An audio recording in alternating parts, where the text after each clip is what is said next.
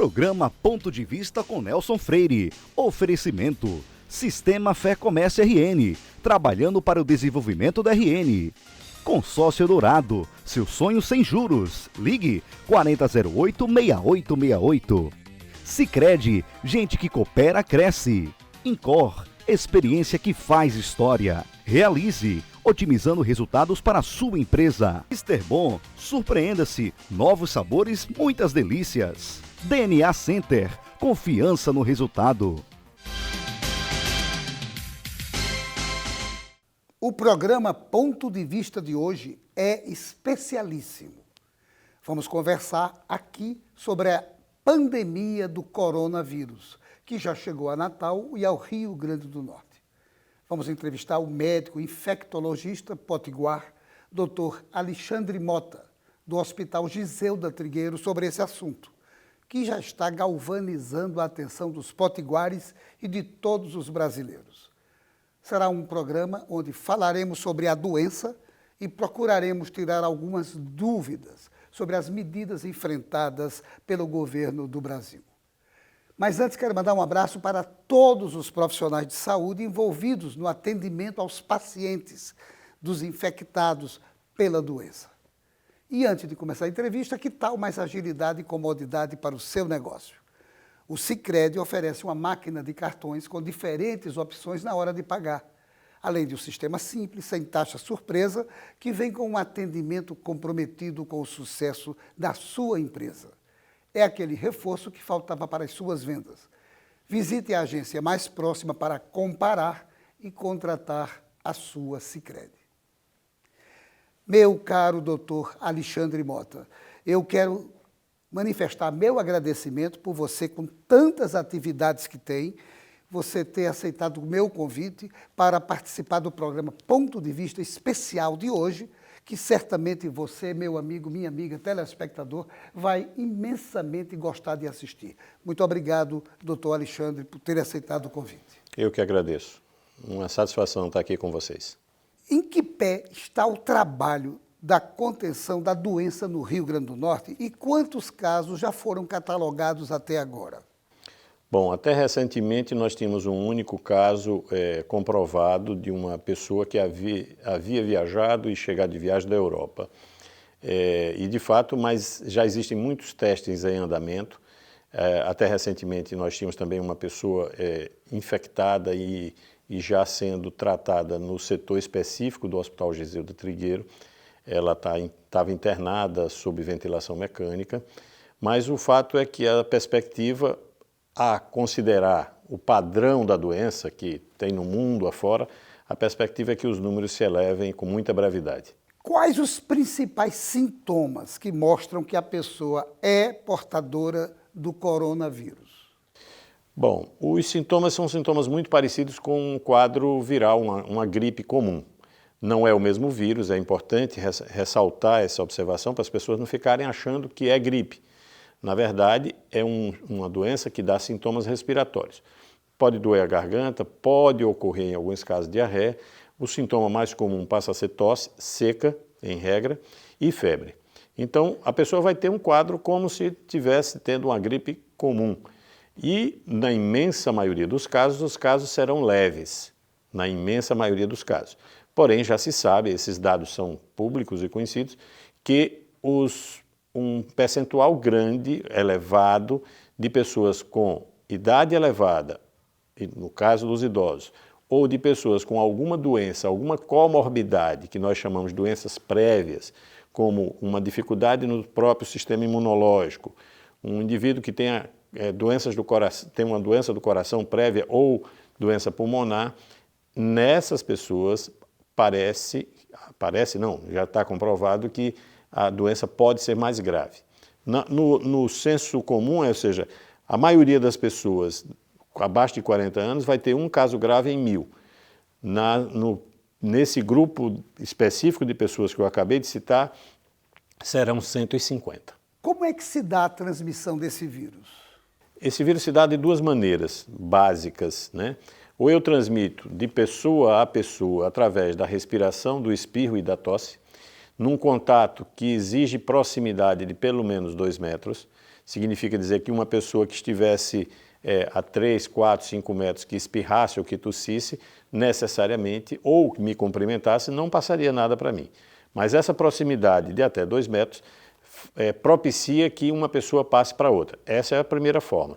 A segunda forma é através das mãos. Então, a mão que comunga de objetos comuns, como maçanetas, corrimão, suporte de transporte público, porta de banco, essas pessoas vão, ao pegar nesses objetos de uso comum, ela pode coçar o olho, ela pode levar um alimento à boca, se ela não higienizar antes, ela terá se contaminado. Uma pergunta que eu peço a você que preste bem atenção. Como é que deve proceder, doutor Alexandre, a pessoa que apresentar esses sintomas típicos da doença? E qual o primeiro tratamento a que ela deve se submeter? Primeiro, eu vou começar pelo final. Não tem tratamento essa doença. Então, até o momento, existem pesquisas aí apontando perspectiva de que remédio A ou B possa ser usado, mas não há consenso científico sobre tratamento específico para o vírus. Existem os tratamentos gerais que são feitos. Se a pessoa apresentar esses sintomas e ela estiver clinicamente bem, ou seja, ela está tossindo, está com febre, um pouco de moleza, teve uma eventual diarreia, a garganta arde um pouco, se ela não se enquadra nesse grupo de risco e ela não apresenta sintomas de cansaço, de falta de ar, o peito não cansa, ela está respirando normal, ela preserva o apetite e tal, não procure o hospital agora. Por uma razão muito simples, porque vai sobrecarregar os hospitais e pode ser que você tenha outra coisa. Pode ser que o seu quadro não seja o coronavírus. E o que vai acontecer? Você chega lá com a gripe comum e volta com o corona, porque tem muita gente nos ambientes. Lembre, vai passar por proximidade com uma pessoa doente.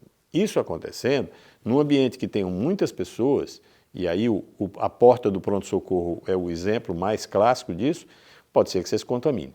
Se os sintomas são leves, fique em casa, alimente-se bem, durma bem, isole-se para não passar para as outras pessoas. Se você está num grupo de risco daquilo que eu acabei de falar e não apresenta sintomas graves, não vá para o pronto-socorro. Os sintomas graves costumam acontecer após o 5º dia. Então, é nesse dia que as pessoas começam a cansar, começam a sentir falta de ar, dificuldade mesmo de respirar. Essa pessoa precisa ir para um pronto-socorro, ser avaliada e tomar as medidas cabíveis pela equipe de plantão da oportunidade. Você pode repetir qual é exatamente o grupo de risco? Porque pode ser que algum telespectador tenha chegado agora. Qual é exatamente quais são as pessoas que fazem parte desse grupo de risco? Idosos e pessoas que tenham doenças prévias do coração, do pulmão ou doenças da imunidade. As pessoas que por algum motivo tomam remédios para aumentar a imunidade, elas estão menos propícias a ter de forma grave essa doença? Na verdade, não existe um remédio específico, há uma certa falácia nessa coisa do remédio que aumenta a imunidade. Quem aumenta a imunidade é tranquilidade, repouso, vida saudável, alimentação adequada. Se a pessoa tem isso, a imunidade dela, em regra, vai ser adequada. Existem algumas coisas de que remédio tal funciona para a imunidade, se eu tomar muita vitamina C, funciona. Se eu tomar durante longo tempo. Eu estou achando que vou gripar, começa a tomar vitamina C, para amanhã não tem efeito algum. As medidas que são empregadas hoje em Natal e no Rio Grande do Norte para a contenção da propagação desse vírus são as mesmas que estão acontecendo no resto do Brasil? Sim, são as mesmas. As orientações, inclusive, as orientações locais seguem as orientações do Ministério da Saúde, que, por sua vez, segue as orientações da Organização Mundial de Saúde.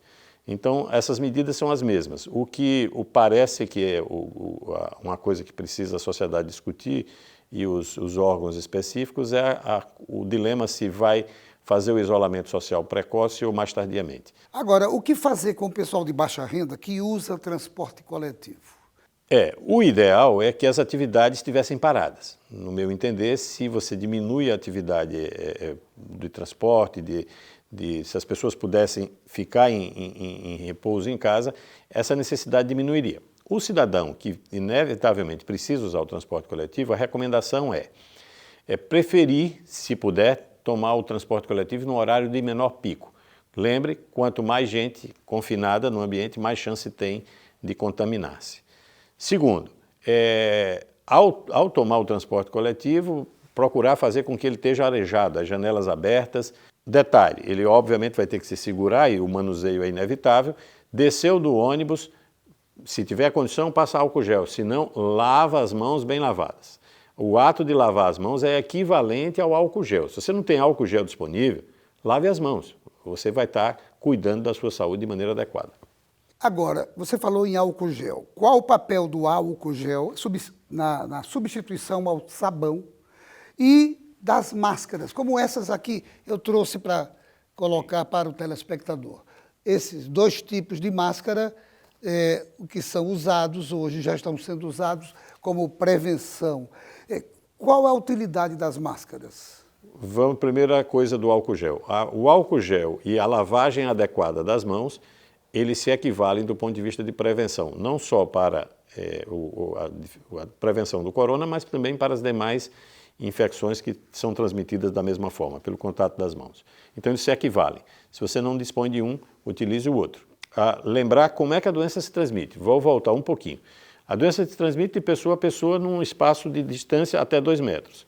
Se eu vou andar na rua, imagine que eu queira, nesse momento, fazer uma caminhada por calçadão de Ponta Negra e não tenha ninguém caminhando. Não tem problema nenhum em eu caminhar.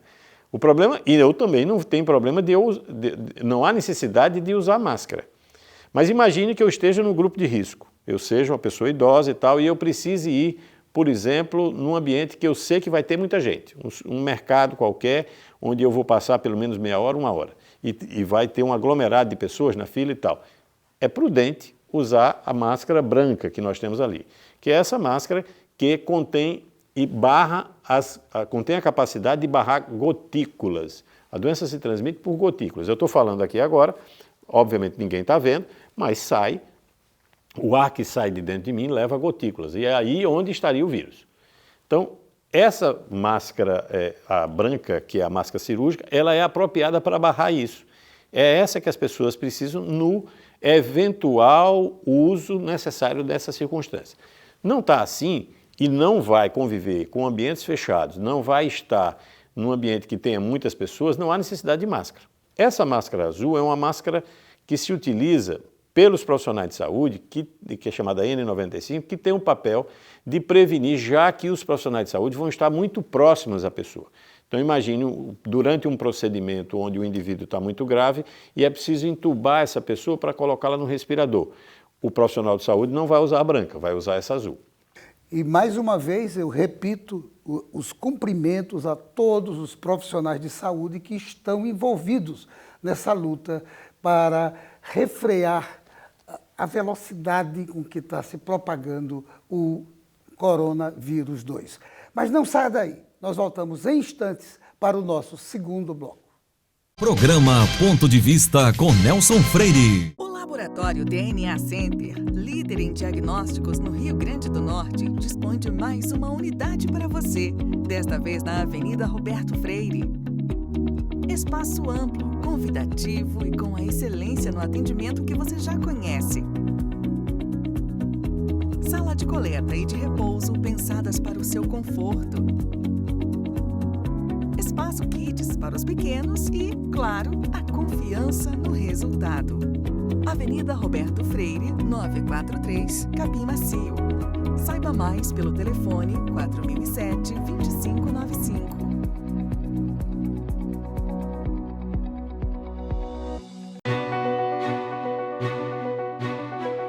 Daqui a 20 anos, muita coisa vai mudar no mundo.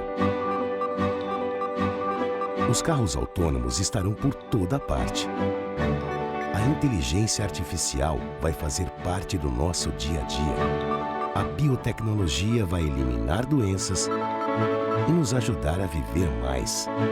As relações vão ficar mais próximas ou mais distantes. E todo mundo, dizem, vai falar a mesma língua. Mas por enquanto que o futuro não chega, você pode se preparar da melhor forma, aprendendo novos idiomas, diminuindo distâncias e fazendo o seu mundo maior Nestes 20 anos, o Senac Idiomas comemora suas conquistas, ajudando você a chegar aonde você quer estar. Senac Idiomas, 20 anos, celebrando seu futuro. Seu papel é estudar, o nosso é tornar possível seus estudos. Seu papel é dirigir com responsabilidade, o nosso é tornar possível o seu carro. Seu papel é decidir viver junto para sempre. O nosso é tornar possível o futuro de vocês dois. Seu papel é amar seus filhos. O nosso é tornar possível o lar da sua família. Consórcio Eldorado. Há 30 anos, o nosso papel é tornar possível. Otimismo, uma palavra que supera a crise e faz a economia avançar. A Esterbom, uma empresa genuinamente potiguar, tem o otimismo como inspiração, investindo na qualificação dos seus colaboradores e na sustentabilidade. A Esterbom estimula a capacitação e práticas sustentáveis, como o tratamento de efluentes, a reutilização da água em áreas verdes e o uso da energia solar. Esterbom. Programa Ponto de Vista com Nelson Freire. O INCOR Natal é especialista em clínica e procedimentos de alta complexidade ligados ao coração. Tem a melhor equipe de cardiologia da cidade e ainda oferece serviços noutras especialidades, tanto na unidade da Miguel Castro, na unidade da Promater e agora no Hospital Rio Grande. E nós voltamos à entrevista com o Dr. Alexandre Mota. Dr. Alexandre, a quarentena e o isolamento social são boas medidas para refrear a disseminação da doença? A quarentena, para as pessoas de casa entenderem, é quando eu tenho uma pessoa que eu suspeito de ter contato. Eu tenho uma pessoa que eu suspeito que está enferma, eu coloco ela sob observação para ver se não vai ter o desenrolar da doença. Normalmente, as pessoas que têm o contato, a recomendação é até 14 dias. A pessoa que veio de uma área, chegou de viagem de outro lugar, onde estão havendo casos comprovados, a orientação é que fique em casa por 7 dias. Isso é a quarentena. Para quê? Eu estou com isso criando um mecanismo de fazer com que a pessoa deixe de propagar para terceiros. O problema é que isso não é suficiente.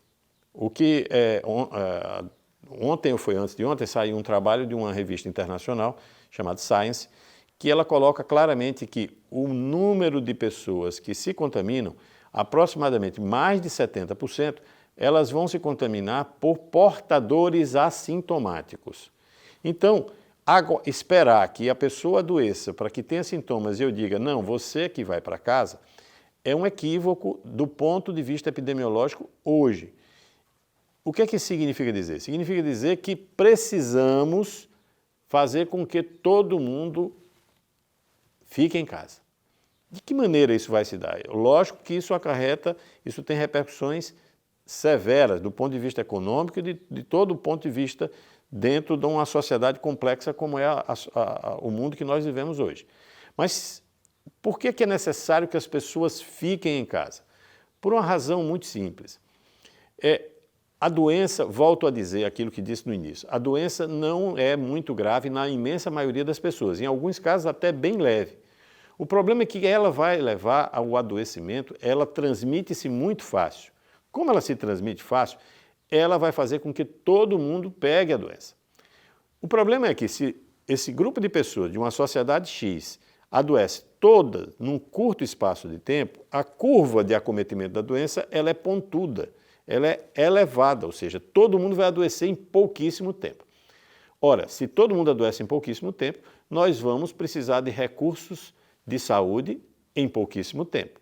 E nós já temos um serviço de saúde, tanto público quanto privado, sobrecarregado. Se o sistema está sobrecarregado, ele não vai dar conta dos casos graves que vão aparecer em menor número, que proporcionalmente não serão tantos, mas como o número é elevado, nós vamos ter dificuldade. Se essa curva se achata, ou seja, o adoecimento se dá ao longo de um tempo mais longo, o que vai acontecer do ponto de vista objetivo é que o sistema vai ter condições de dar suporte.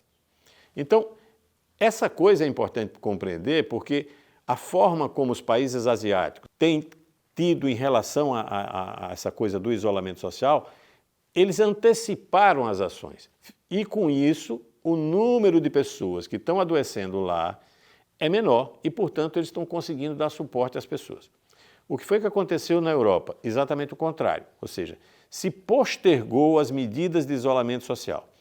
Como se postergou o isolamento social, o que foi que aconteceu? Na Itália especificamente, todo mundo adoeceu ao mesmo tempo, o sistema não deu conta. Hoje, o número de óbitos que acontece naquela região, principalmente ao norte da Itália, é muito elevado e eles tomaram a seguinte decisão, ou seja, pessoas a partir de 75 anos de idade que adquirem o coronavírus e precisem de intubação, ou seja, precisem de ventilação mecânica e tenha outra pessoa nas mesmas condições, mais jovem, eles estão fazendo cuidados paliativos para o idoso. Então, essas pessoas estão sendo deixadas a morrer. Está acontecendo isso na Itália e está acontecendo, eu recebi um áudio de uma colega de Madrid ontem, também está acontecendo na Espanha. Então, as medidas precisam ser tomadas ontem. As medidas de isolamento social, elas precisam se antecipar ao desenrolar da doença. Por quê? Se eu tenho, por volta de 70% dos casos sendo transmitidos, acontecendo sem as pessoas terem sintoma, significa dizer que eu não consigo controlar objetivamente a disseminação do quadro. A única maneira que eu tenho de frear isso é o contato social. E se eu não tenho contato social, obviamente que eu não vou transmitir. Então, esse é um dado que a sociedade como um todo precisa refletir. Todo mundo precisa compreender a gravidade disso. Você poderá ter a forma leve, mas você vai levar para a sua casa e o seu pai, que tem 80 anos, que tem 75 anos, vai estar grave, vai fazer a forma grave. E outros idosos também. E não haverá recursos suficientes no mesmo espaço de tempo para tratar todo mundo que seja grave. Por isso o isolamento social precisa ser antes, ele não pode vir depois.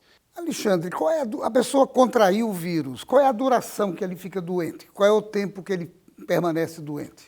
O que se sabe hoje é que é aproximadamente 14 dias, mas na forma grave, existem os relatos é que os doentes que precisam ficar intubados por até 3 semanas.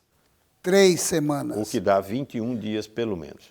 E isso sobrecarrega realmente a área de saúde pública no Brasil. Porque, lembre, doente grave precisando de respirador, de ventilador mecânico, ele vai precisar de UTI. Então ele precisa de um leito, ele precisa do equipamento, ele precisa dos insumos, dos medicamentos e ele precisa basicamente de equipe. É preciso que tenha um médico, é preciso que tenha um enfermeiro e é preciso que tenha os técnicos de enfermagem para dar assistência a essas pessoas. A questão dos leitos aqui, privados e públicos, é gritante esse problema, essa falta de leitos? Eu acho que não é só aqui, é no Brasil inteiro, né? O Brasil assumiu algumas posturas que particularmente eu discordo e condeno, ou seja, há 2 anos atrás nós aprovamos uma emenda de teto de gastos. Essa emenda de teto de gastos restringiu para a atuação do poder público restringiu recursos de maneira substancial. Então, nós perdemos nos últimos 2 anos, deixou de chegar ao SUS, aproximadamente 20 bilhões de reais, ou seja, por volta de 10 bilhões de reais ano. Então, a medida, por exemplo, que o governo federal implantou de colocar 5 milhões de aporte, na verdade, é metade do que ele tirou, do que foi retirado do sistema de saúde. Isso implica que o SUS está sendo mal financiado e já trabalha com sobrecarga. Ele trabalha com sobrecarga por diversas outras razões. Nós temos SUS subfinanciado, que só quem é capaz de dar sustentação num momento como esse é o sistema público. Tanto é, a própria Espanha hoje tomou uma decisão, que eu falo mais recentemente, a Espanha tomou uma decisão extremamente dura. A Espanha privatizou os hospitais, incorporou à rede pública os hospitais privados, estatizou os hospitais privados por causa da grave emergência sanitária que eles estão vivendo.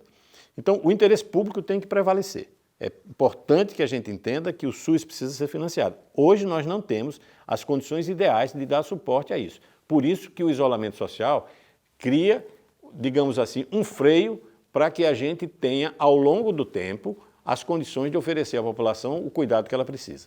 Como é que está a questão dos testes para você comprovar se é portador ou não do coronavírus 2? Insuficientes. Insuficientes? Aqui no Rio Grande do Norte, vai passar a fazer por esses dias aqui mesmo, porque os testes eram colhidos, aqui se faziam os testes para excluir outras enfermidades respiratórias. Ao se excluir, se porventura comprovasse que era uma dessas enfermidades, bom, não é o corona. Ao não se comprovar que era uma dessas enfermidades respiratórias, é que se mandava para fora. Então o teste daqui do Rio Grande do Norte, no início ficou sendo feito no Rio de Janeiro, depois ele passou a ser feito em Belém. O ideal é que isso possa ser descentralizado e os LACENs do Brasil inteiro possam fazer os testes no local. A informação que a gente tem é que o LACEN está começando a fazer os testes locais. Quais os critérios para se fazer o teste? É ter epidemiologia e ter sintoma. O que é epidemiologia? Ou seja, eu entrei em contato com alguém ou eu viajei para a área de risco e tal. Só que, particularmente, essa é uma opinião pessoal minha, diante desse trabalho que foi divulgado recentemente por essa revista do Science, dizendo que se 70% são transmitidos por portadores assintomáticos, essa medida passa a ser uma medida inócua. Então, se eu tenho esse dado, o dado epidemiológico deixou de ser importante. É preciso que eu comece a testar as pessoas que têm os sintomas. Lembremos, a probabilidade de que a população inteira adoeça é correta, é factível, ou seja, é provável que 80% da população vá adoecer. O que nós não queremos e não desejamos e não precisamos ter, se a gente tomar a medida certa, é ter todo esse público adoecendo ao mesmo tempo. Doutor Alexandre, você está dando uma aula para a gente, mas infelizmente o programa é bem rapidinho, está quase terminando. Eu vou fazer uma pergunta bem rápida. Animal de estimação pode transmitir? Não. Não pode transmitir. O que se sabe hoje, se sabe pouco dessa doença, mas se sabe é provável que tenha vindo de algum mamífero, suspeita-se que venha de algum mamífero, pelos hábitos exóticos que os chineses têm de alimentar-se com diversos tipos de animais. Esse vírus não era um vírus que havia no nosso meio, haviam 6 tipos de corona e agora nós temos o 7º. E é esse 7º que está causando a pandemia. Os outros não davam pandemia. Os outros, eventualmente, a pessoa gripava. Nós tínhamos casos de corona aqui. Dos outros corona, não desse. O que se sabe é que, nesse momento, é entre humanos, não tem contato com os animais. Qual a estimativa de que o surto comece a regredir? Alguns epidemiologistas de São Paulo, eles apontavam e apontam que o pico da doença vai se dar entre abril e maio. O Ministério da Saúde está aventando que no Brasil haverá o declínio, começará a haver o declínio a partir de julho.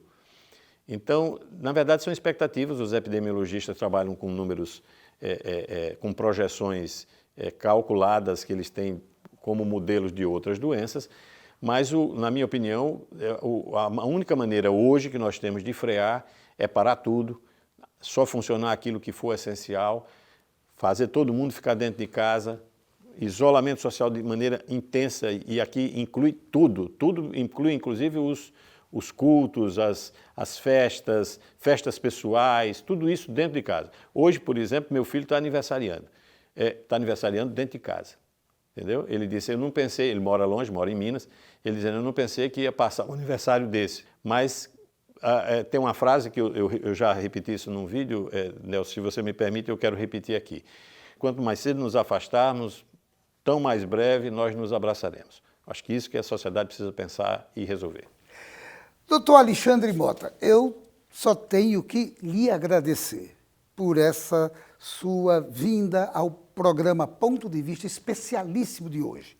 Tenho certeza que o telespectador e a telespectadora aprenderam muito e, mais do que isso, vão se precaver daqui para frente com esse isolamento social que é fundamental para que evitemos a propagação do vírus. Muito obrigado, doutor Alexandre, mais uma vez, e Deus nos abençoe a todos e que a gente possa superar esses problemas, essa travessia, no menor espaço de tempo possível. Perfeito. E a você, meu amigo telespectador, minha amiga telespectadora, muito obrigado pela sua audiência.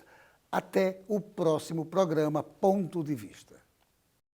Programa Ponto de Vista com Nelson Freire. Oferecimento: Sistema Fé Comércio RN, trabalhando para o desenvolvimento da RN. Consórcio Dourado, seu sonho sem juros. Ligue 4008-6868. Sicredi, gente que coopera, cresce. Incor, experiência que faz história. Realize, otimizando resultados para a sua empresa. Mr. Bom, surpreenda-se, novos sabores, muitas delícias. DNA Center, confiança no resultado.